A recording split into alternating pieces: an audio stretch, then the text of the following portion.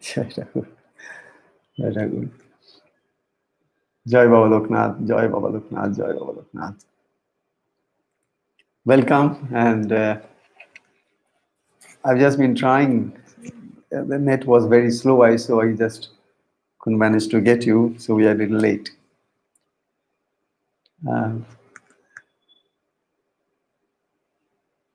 What I would possibly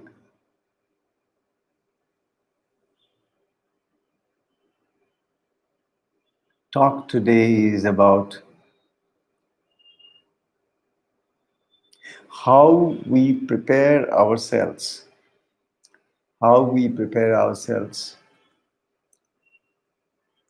in order to qualify for peace, happiness, and perennial joy in life.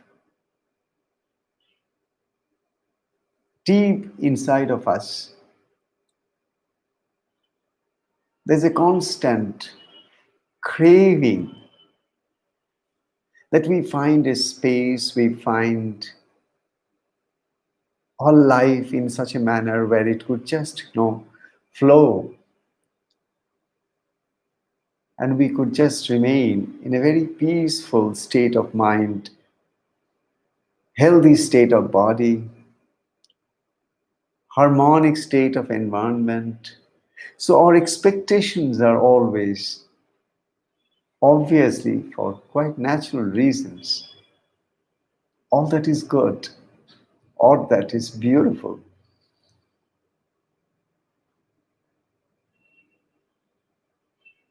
But we all at the same time know how difficult it is to find each one of these in a world which is so filled with all kinds of negative vibrations, all kinds of negativity all around. And so we are continuously surrounded with persons and situations which you need to battle with. We need to continuously, overcome each one of this in order to settle down to a space where we can focus and we can possibly find that peace in life. The whole thing, when I think about it, it's all about what is the depth of our deepest aspiration.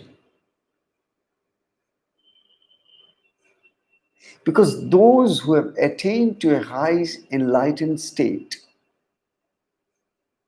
if you read their biographies, if you read their life stories, you'll find that they were really putting all their attention into one goal of life, and that is to realize, who am I? That is to realize why I have come into this world. That is not to intellectually understand why I am a human vis-a-vis all other animals and trees and plants and other things of the world. Why I am a human being. These fundamental questions, these fundamental things, they don't seem to so much come to us. So it's something very important for us, and that is, until and unless we come to a space wherein we have this deepest urge to know what makes life complicated, what makes life difficult, what makes life more a battleground where we are asked to continuously fight our way through. What is it? The whole idea is this. The deep inside of all of us, we all know that we are deathless. That is the reason you'll find people are dying all around you, but still you never feel that you're going to die. People all around you are falling sick, but you don't feel that you're going to fall sick. It's almost deep inside you. There is something which speaks to you in the language of the highest positivism possible. But still, we always have been living a life identified with our body, identified with our mind, identified with the objects of the world, which are in a constant state of flux, constant state of changing. So they are continuously changing. So we all ultimately get really baffled. And that is, even if we get certain things that we possibly makes us happy, but we have seen that we cannot sustain it, we cannot allow it to continue to be part of us. Sadhana is all about preparing that state of competence. How we qualify that, yes, I am prepared.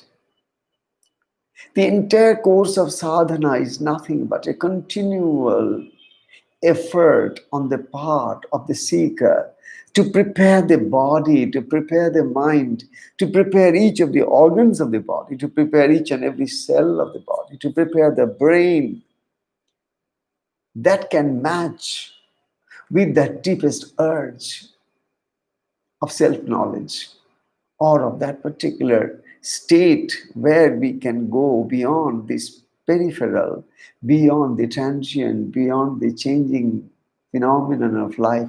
We graduate into a higher state of life wherein possibly we see that nothing that happens around us so much bother us anymore, and we gradually rise beyond the reactive fields of life.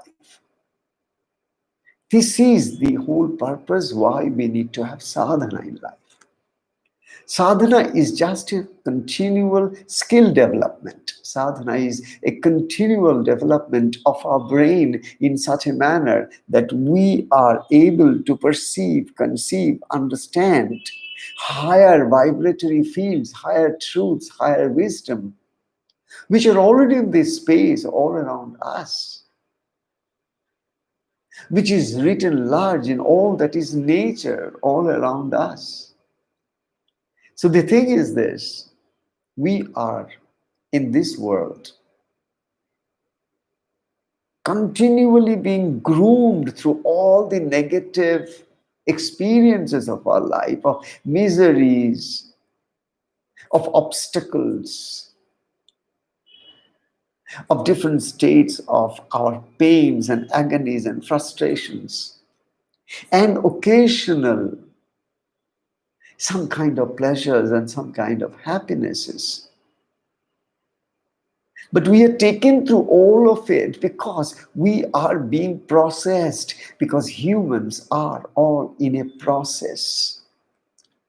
Every human on earth, whether that particular human is a theist or an atheist, a believer in God or a non-believer in God, whether that person accepts any religion or simply denies to belong to any religion or faith, irrespective of all of it, each and every human being on earth is continually being processed for something beyond just being human. Please try to keep this in mind, that you and I, we are born on this planet because of one reason. There have been some unfulfilled desires in our previous births. We came as humans before. We came in this body, on this particular time, space, in this part of the world. Before that, we came again and again. Every time we came, we had our own desires. Every time we came, we had our own achievements. Every time we came, we had our own baggages of failures and agonies. So we have been going through this agonies and ecstasies. We have been going through these pains and pleasures. We have been going through these diverse experiences of life after life after life. But still, you'll find at this moment of time, if I ask you, are all your wishes fulfilled? You'll not be able to answer me point blank at that point of time. You'll have to take time, because you know there are many unfulfilled desires in your heart. There are many, many small, small things which you would still like to know possibly, would like to have possibly, or try to achieve in life possibly. So you inside of your mind have your own desires, your own wishes, and you are trying with all your might to see them fructify at some point of your life. And that's what you are doing all the time.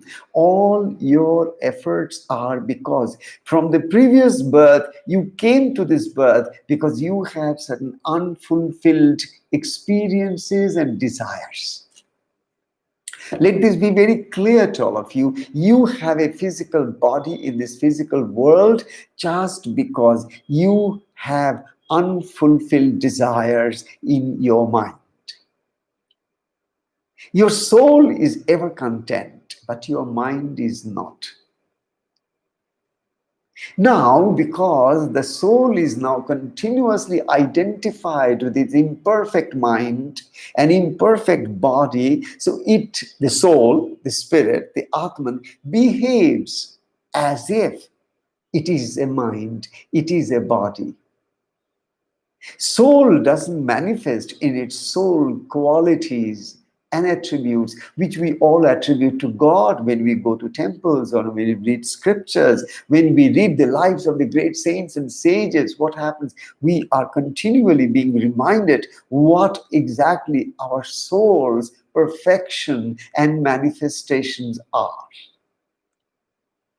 The soul's perfection and the soul's manifestations are one and all everywhere the same. But the moment it comes to your mind, the moment it comes to my mind, the moment it comes to those people who are around you and their minds, you'll find that the same soul will behave so differently because it is reflected through different prisms, through different perspective that is created by the mindsets.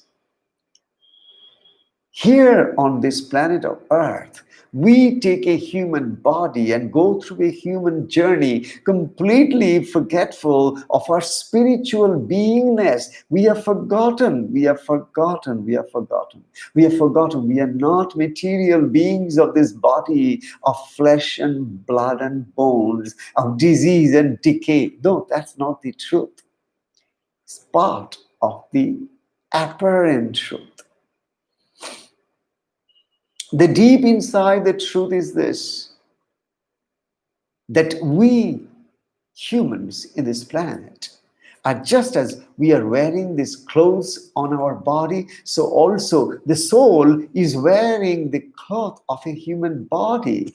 It can wear the body of any other animals for that matter. It can wear the body of anything else. It can put on anything, just as I can put on any colored shirts or any kind of a clothes, but I remain the same. Not because I have changed my colors of clothes. I change. No, I don't change. I remain the same. So also the soul remains the same, but the moment the soul reflects through the mind, through the body, it is different. You are different, your son is different, your child is different, your husband is different, your wife is different, everybody around is different because they now are all identified with their physical, mental, emotional, intellectual bodies. They have forgotten that they are souls. We humans have forgotten that we are not human, just the physical. We are human beings. And the moment I utter the word human being, that being is the soul. That being is the existence. That being is the non-dying, non-doing witness. That is the being. We are humans, no doubt about it. We are humans.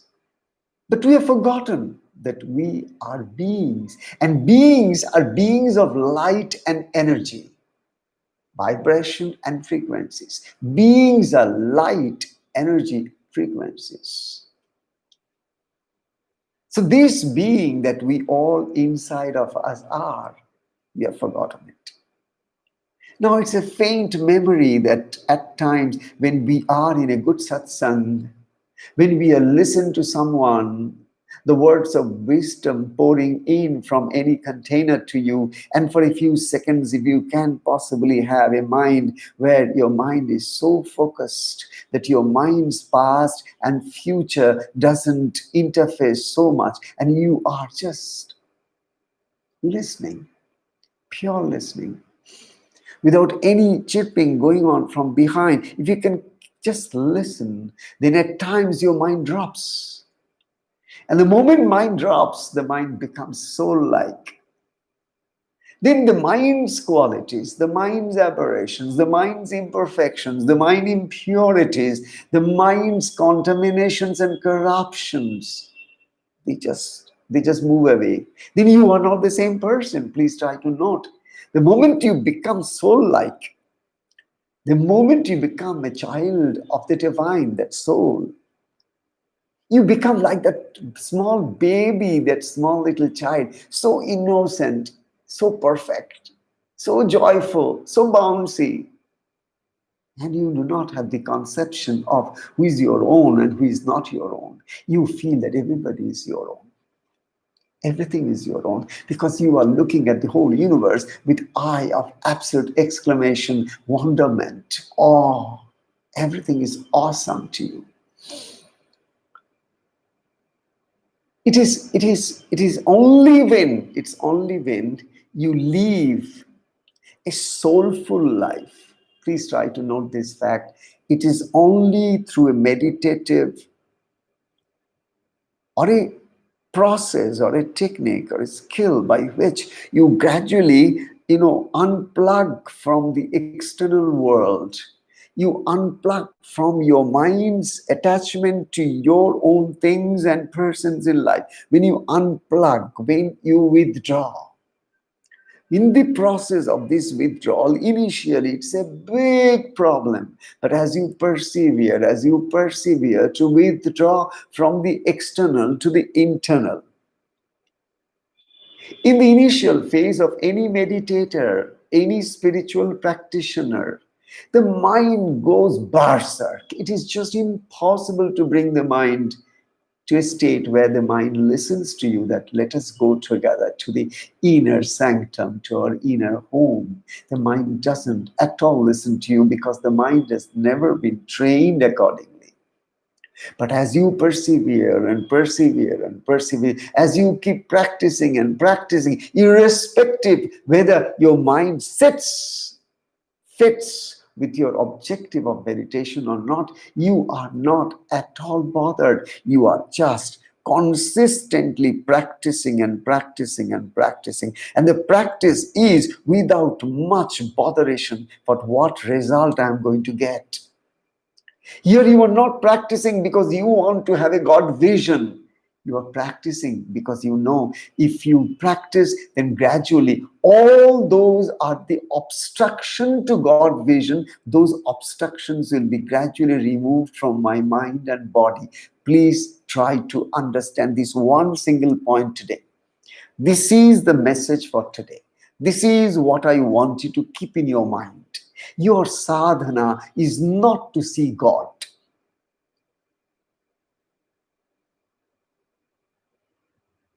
Your sadhana is only to make sure the imperfections which are the obstacles to God vision needs to be removed. I can give you a beautiful example which I often give. And that is, just imagine, tell me what a sculptor does. A good sculptor, the moment the sculptor sees a mass of stone, the sculptor can see the image that he wants to create out of the stone. And the moment he's about to start his job of creating an image from that particular mass of block of stone, whether it's a marble or a granite or anything, then he starts with his chipping off the stone. So what you see is, you think that he's creating that particular piece of that sculpture, which is an image of something. But for the sculptor, he's only taking out that which is not the murti, that which is not that particular image, that particular thing that he's trying to create. All that are not. I repeat, the sculptor is taking away all that is not the murti. The murti is inside, but there is so much that is not the murti. So the sculptor is only taking out gradually and gradually, chipping off the unwanted. The sculptor's entire process, day and night, again and again, sometimes very gross, sometimes very subtle, very subtle, very subtle. So with a gross hammer, at times with a very subtle, thin hammer, he goes on chipping and chipping and chipping the unwanted part of that particular block of stone. And gradually you find, oh my God, I can see the finger. But previously it was only a block of stone. That the unwanted part is chipped off and the finger comes out. I want to convey this specific message to you. Please try to note this. Your sadhana, your spiritual practice is not for God realization, though we all say it. Our entire spiritual practice is only for chipping off the unwanted. And once the unwanted is chipped off, the murti was already there. That unique piece of sculpting piece was already there. That image was already there. The artist could see it. He didn't create that murti. He just took off that which was blocking the murti to manifest. Same is the case with all of us. So today, I want you to very deeply understand this one concept, that your sadhana is not to everyday measure how much I could do and how much I've achieved, how much I could do and how much I've perfected. No. You are only trying to observe your own mind, your own body. That's exactly what Buddha did. That's exactly the reason 2,500 years have passed. Civilizations have come, civilizations have gone. Humanity have seen such huge changes in this whole plethora of this world. But take it from me, that path which Buddha took, though he was a born Hindu, he was not a Buddhist. Buddha was not a Buddhist. He was a Hindu. He was born to Hindu parents. So he had all his Hindu sanskaras. But what did he do? The simple thing that he did was the job of a sculptor. He knew that the truth is there, but there are many other things which are creating a hallucination, are creating a kind of a distraction, or are creating something like a shadow image. Thereby, I'm not able to see the real truth. So between the unreal truth and the real truth, he wanted to be a pure observer. He didn't want to do all the acrobatics of sadhanas and kriyas. He was only a keen observer of his mind, a keen observer of the tendencies of his emotion. He was a keen observer of what is going on in the different levels of energy in the body. If he is watching his breath, then he's only watching his breath. And as he is watching his breath, again and again and again, as the mind fleets away and he brings the mind to his breath, Buddha is only seeing that as the breath becomes subtler and subtler, he is getting deeper and deeper wisdom about the mechanics of the biology and also the biosphere and also the universe, because it is all interconnected. It's all interrelated. So Buddha did not do lots of tricks and techniques. One single thing that clicked with him is that he didn't want to do all those asceticisms which others of his times did. Lot of ascetic work. No, he didn't do this tapas. His only tapas was to observe his body, to observe his mind, to observe his breath. Period. That's all made him the Buddha. That's all gave him the ultimate wisdom, that this world is filled with misery, but whether you'll be miserable or not will depend on you. If you accept misery, you are miserable. If you don't accept misery, you are not. It's only when you accept misery, you become miserable. Otherwise, miseries will come and miseries will go, like the clouds will come and the clouds will go. The space, the sky remains unscathed, untouched. Sky is colorless. So the Buddha in us, you, the moment you are basically a pure observer of your body, which is an obstacle to your truth, when you are pure observer of your mind, which is an obstacle to your truth, when you are purely observing your breath, which is again a misconception, everything that you are not able to understand as to what is what in this whole process, the more you observe, calmer you become. The calmer you become, the more your power dawns in you to see and perceive subtler things of this universal reality. The universal reality is all around us. It is not in the scriptures. It's in our breaths. It's in our body. It's in our mind. It's not in the temples and murtis. It's all in our body, it's all in our mind, it's all in our thoughts, it's all in our beliefs, it's all in our concepts, all in our ideologies, philosophies, what we believe, what we disbelieve, what we accept, what we simply reject. All these are part of that one reality manifesting as diverse complications of one simplest truth, that we are one with the universe, but we have become many.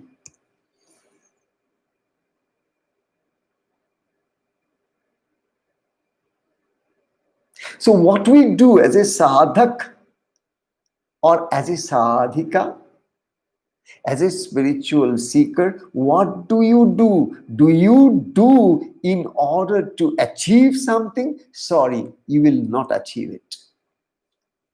Sadhana is not a field of achievement. Sadhana is a field of unlearning. It is not a field of learning. Go to the universities if you want to achieve your PhD. As first in the university. That's your achievement. Go to the world and be a billionaire as a successful businessman, and you have achieved it. We will all give you a big, big applause. That's an achievement. Because you learned something, you practiced it, you made it. And the world will appreciate you because it is so easy to understand your achievements, because that's all our mind understands, your achievements. We always gauge you, whether you are good enough or just a waste. We have our own parameters to gauge you. If you are within those parameters, we will say you did it. And if you could not do it, then there must have been some missing points in the parameters. You couldn't attain it. That's the reason all efforts in our materialistic part of life is around attaining and achieving and continuously competing and competing and competing, forgetting that we are complementary forces of nature. We have come here not to compete. We have come here to complement. As humans, we will compete, fight, and destroy ourselves.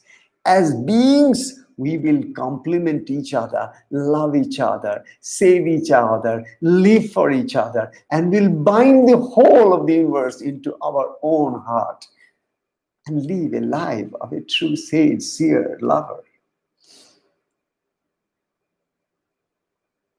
As humans on this planet, we have always been fighting.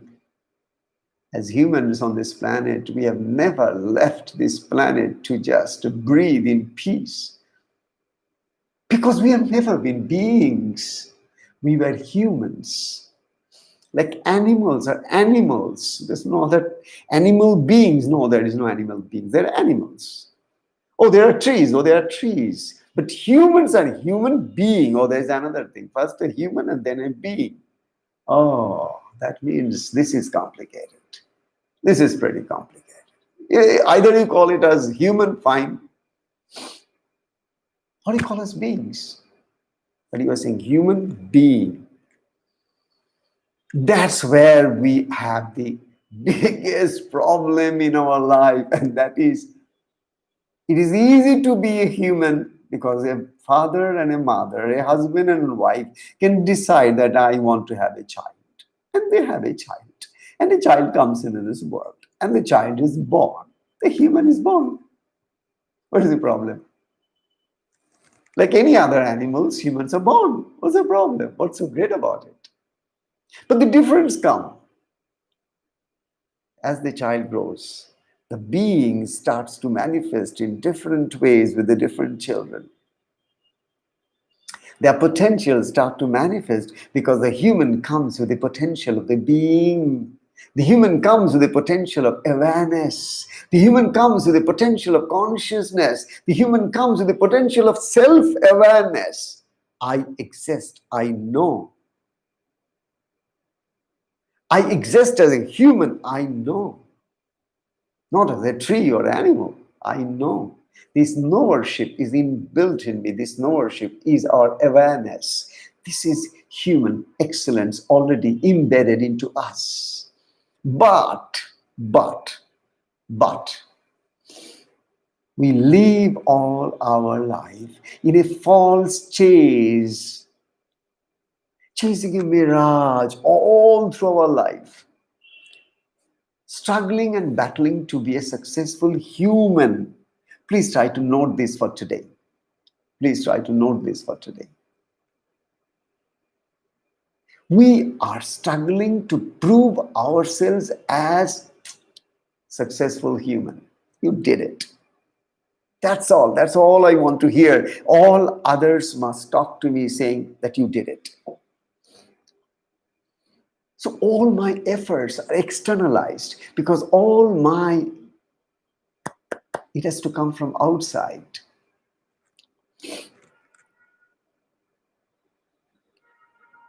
When people talk, when are you going to have peace in this world?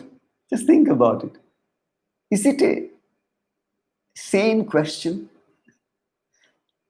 When are you going to have peace in this world?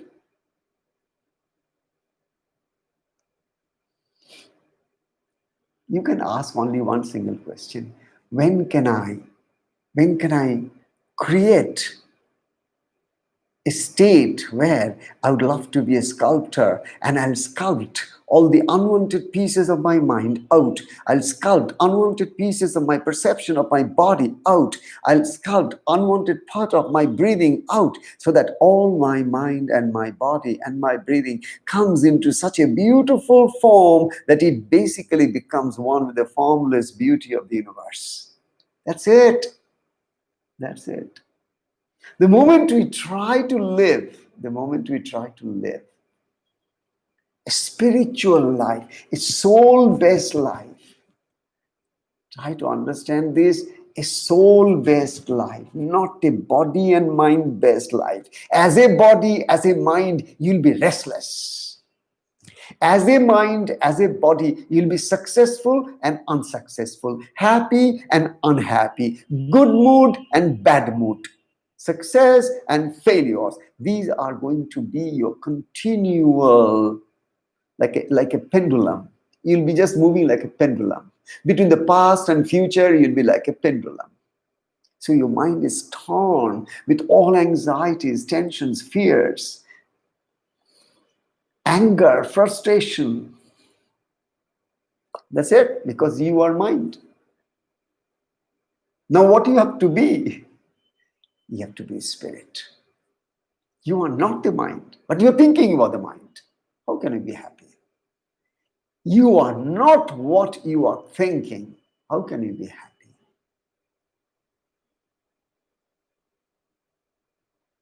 Until unless you are closer to the reality, how can you sustain your happiness even if you attain it with your so-called success of money, fame, appreciation, celebrity status? No, you can't. Don't you see all over the world how many celebrities die even out of suicides, depressions?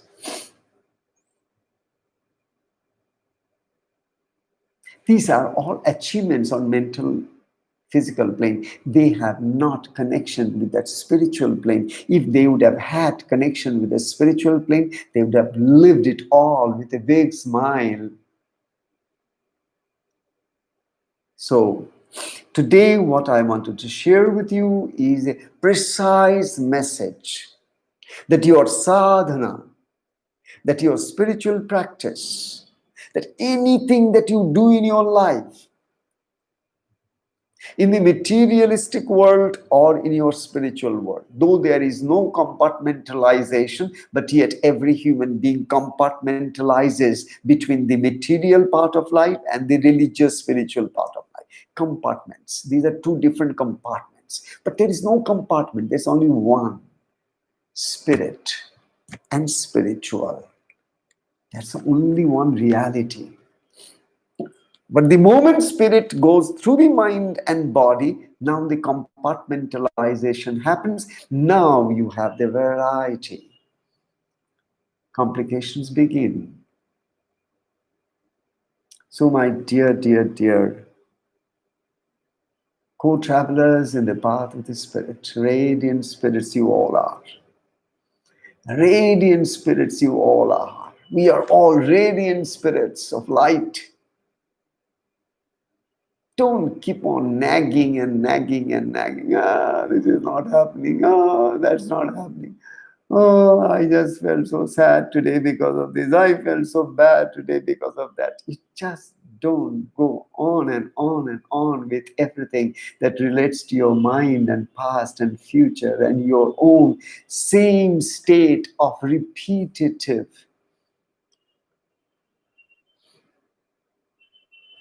mind patterns. Try to create spiritual patterns of the mind, spiritual patterns of the body. When you allow the spirit to manifest through your body glows differently. When you allow your spirit to sparkle through your eyes, the eyes see different things. When you allow your spirit to spark through your ears, you are able to attract the subtlest sounds of the vibrations of the divine, and you find that you're filled with ecstatic feeling of happiness. Spirituality. You are not a body, hence you cannot be happy as a body. Sorry, sorry, sorry. It can never happen. Till death you may try everything under the sun and the moon, you will be an utter failure. You cannot do it. Because you are not a body, hence as a body you cannot attain to peace and happiness. Period. You are a spirit. You are a spirit soul. Atman.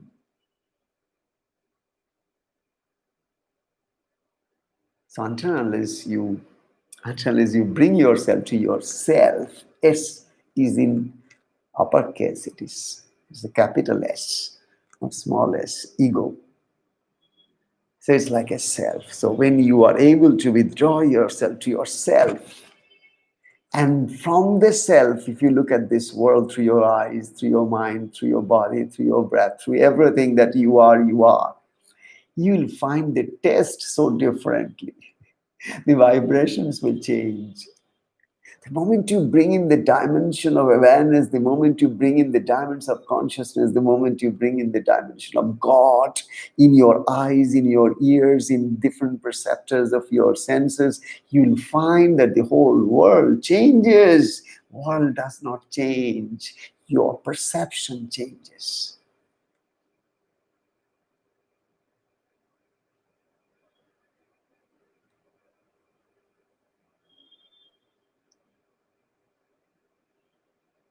Here is a question from Shubroto De. Did Lord Buddha show that we don't need an external guru, but the guru within can manifest? Shubroto, this is very simple. If it is true that you can manage as Buddha did, Buddha was one of his kind. He was an avatar. That which Buddha can do, you cannot do. You need a teacher. Because if you allow your mind to be the teacher, your mind itself is in such mess that it can only lead you to more mess. Buddha was born to be Buddha. Loknath Brahmachari was born to be Loknath Baba. Ramakrishna was born to be Ramakrishna. But you can be rest assured that in any path you move,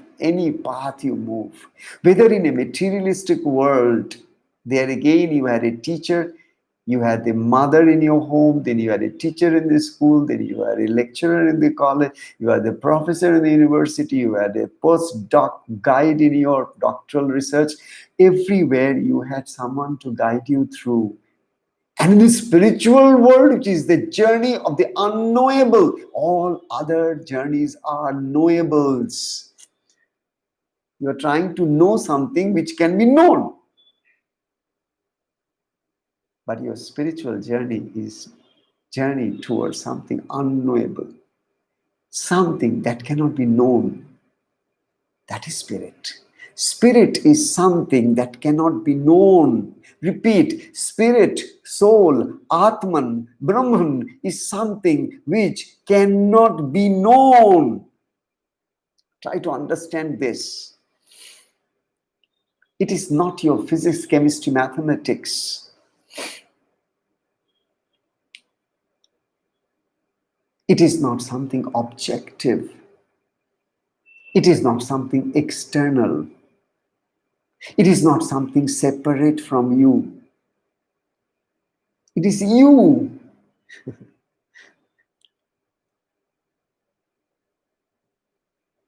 It is you.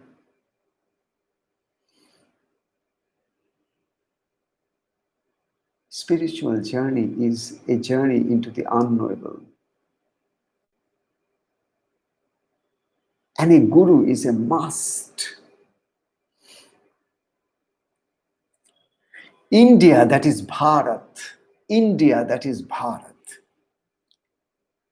Bharatvarsh had the largest number of seers and sages and mystics and philosophers of the highest order because of the one single reason, and that reason is Guru Shish Parampara. Guru disciple lineage. Do you get my point? Guru disciple lineage. Guru to disciple, disciple to guru, to disciple to guru, to disciple. That's the reason India could produce such masters, such great seers and sages, because it's a lighted candle by which you light another candle. That first lighted candle is your guru.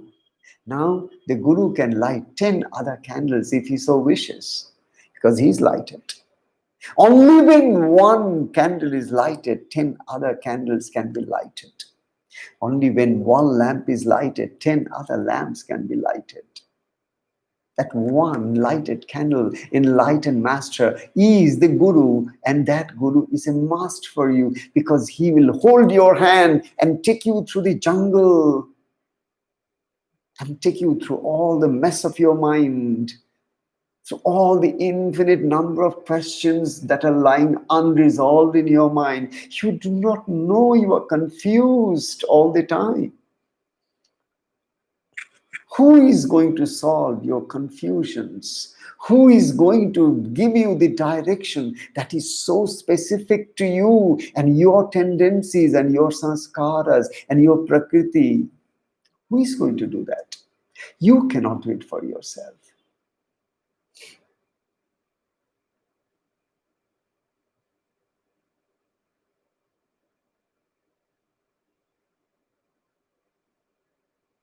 Hence,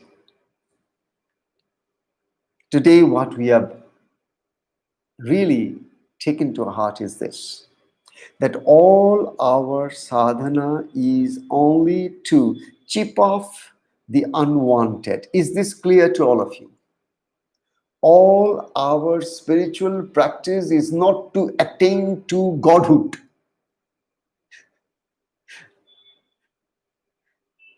not to have a lot of occult miraculous powers. If you listen to somebody, they'll say, I had this darshan, I had this particular thing, and I had this, I had that, this thing happened to me, that thing happened to me. And what you need to tell such a person is that, oh, something great is happening to you. Happy.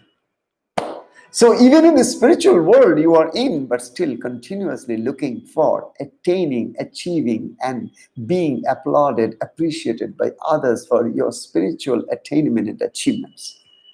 Please do not try for it. In spiritual world, there is no attaining, no achievements. There is no learning in spirituality. You basically come to your guru to unlearn, chip off the unwanted. Guru never teaches you to feed your brain with more data, information, and knowledge. A guru is one who chips off the unwanted stuff that you have stuffed into your brain, that clutters your brain. That's the sole reason for your brain not able to see the reality as reality, but continuously confirming the unreality as reality and reality as unreality. Guru takes off those unwanted part of your brain, unwanted part of your consciousness, unwanted part of your mindset, so that you can see through the haze and maze of this world and go beyond and see, oh, this is it. Then you are not so much reactive anymore. People appreciate you, you don't jump and dance. People throw some insulting words on you, and you don't go into the room and then cry. Why did he say this to me? You don't cry. It makes no sense to you. Because you know, as spirit, nobody can reach you. You can throw a stone into the sky, but can that stone touch the sky? You can fire anything into this space. Can that ever touch this space? So also people can insult you, but you are insulted only when you have accepted the insult into you and personalized it. You brush it off, it stays for a few seconds and leaves you, and you are happy as you were. So with these words, for today, I want to just say this to all of you.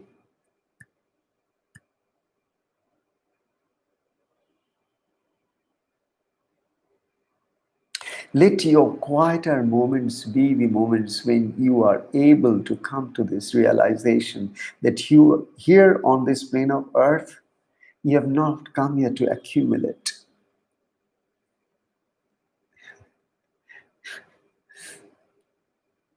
In this plane of earth, you have not come to accumulate.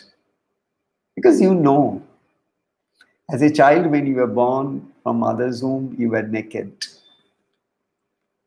And when finally you have to leave this world, you go naked. Even if you accumulate anything, you can't take it with you. We all know it, but we don't know it. Sorry, we don't know it. If we knew it, we would not have Such humongous houses in America. Two persons live in American houses. I've seen the husband and wife. The children are little grown up and gone into different universities. Two, or sometimes the husband is gone or the wife is gone, only one person lives. Humongous, huge villa, a huge house. It's a football ground. Can you imagine? Can you imagine? What could be the maintenance of the house? Just imagine what amount of heating has to be done. Just imagine if it is little hot outside, what amount of AC will run, how much energy will burn, and how much damage you will do to the entire Mother Earth in order to create that energy, that electricity. They have that. This is accumulating. This is greed, human greed. This is the human ignorance of proving to the others, look how big I am. You are not big, you're small. If you're big, then show how big you are through your heart and through your realization of the higher realities of life. We will remember you not in years, but we'll remember you in millennia, like Buddhas and great sages and seers. We have never forgotten, but we have all forgotten. Alexander, so-called the great, he's not the great. Alexander is a fool to have ever dreamed that he will be the master of the world. A master of the world is only one who has gone beyond the world in perceiving that the world is a mirage, a misconception of the mind. Mind in its total intrinsic purity. There is no world as it happens when you are into deep sleep. There is no world. But you remain.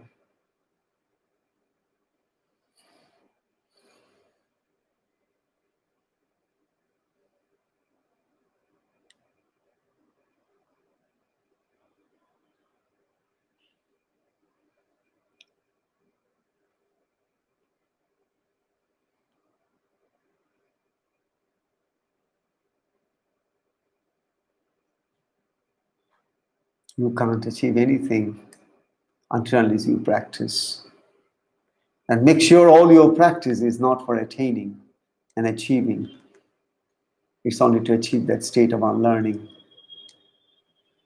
It's only to realize.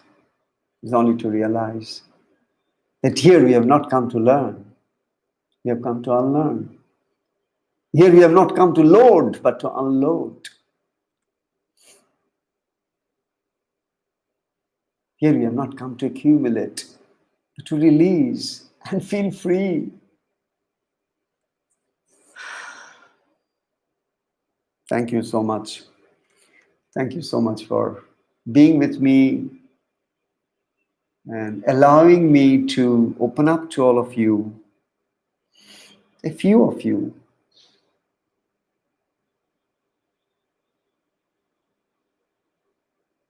And go day after day, maybe from time to time, to little deeper depths in your own inner consciousness. And come out of it and look at the world a little differently. That you cannot find a fair world. You know what will be the difference in your perception of the world as you do more meditation? You cannot have a perfect world. You cannot have a fair world. You cannot have a fair politics. You cannot have a fair love. You cannot have a fair war.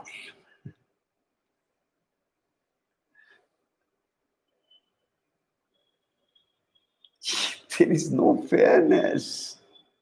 There is no fairness. And we all want everything to be so fair.